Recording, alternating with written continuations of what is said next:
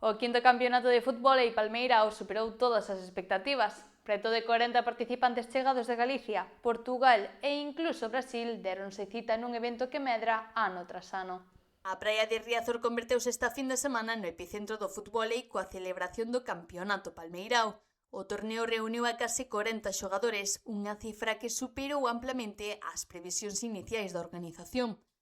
A resposta dos participantes foi tan positiva que incluso se puido crear unha nova categoría mixta grazas á inscripción de 5 parellas, facendo que a competición contase finalmente con 3 modalidades: iniciación, mixta e avanzado. No apartado de iniciación, a vitoria foi para os portugueses Pedriño e Teo.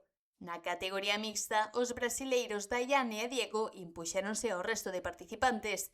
E xa na competición avanzada, o triunfo volveu a quedar en mans portuguesas grazas a Antonio e Teo.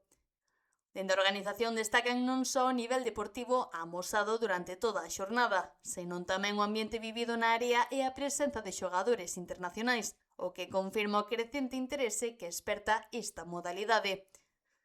Ante o éxito desta edición xa se está estudando a posibilidade de organizar outro campeonato para finais do verán.